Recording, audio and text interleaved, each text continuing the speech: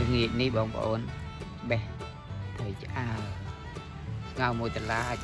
អត់មានតែងៀតអញ្ចឹងមានតែត្រីឆ្អើរបេះត្រីឆ្អើរទៅស្ងោរជាមួយតឡាចដាក់ស្អំបន្តិចទៅមានត្រួយស្អំដែរចាំបេះត្រួយស្អំដាក់ម្ហូបទុកពេលផឹកបងប្អូន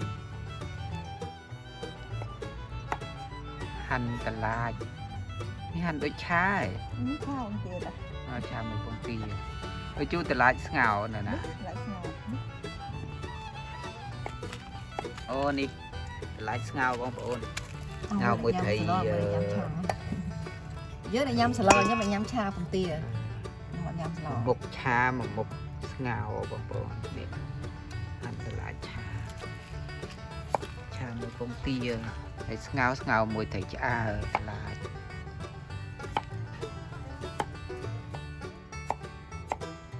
ហាន់ជាបើដាក់ស្ងោរតឡាចលាស្អំបងប្អូនមានស្អំលាស់មកតិចដែរដាក់បានតិចទៅមុខតិចទៅដល់ពេលហើយបងប្អូន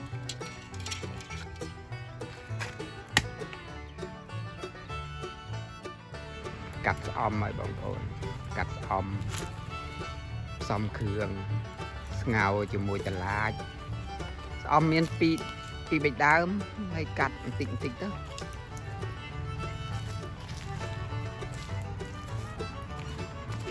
ន្លែងនោះបន្តិចមានអត់កន្លែងហ្នឹងអត់ទេ นี่มันตัว ទៅ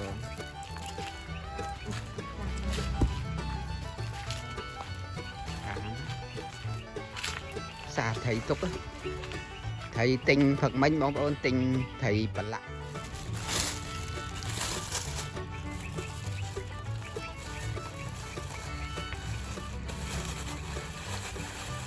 ជក់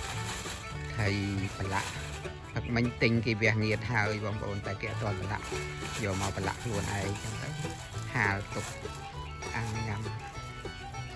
នៅសុកខេត្តបងប្អូនមានតែថៃមានតែបន្លែអីតិចតួចចឹងបដោះចឹងទៅណាអាណាខ្វះទៅទិញផ្សារតែណាអាចដាំខ្លួនឯងបានដាំទៅតិចតួចអត់មានច្រើនទេបងប្អូនអត់ទាន់បានដាំច្រើនតែពេលខ្ញុំបានដាំច្រើនចាំខ្ញុំថតចែកជូនបងប្អូនទស្សនា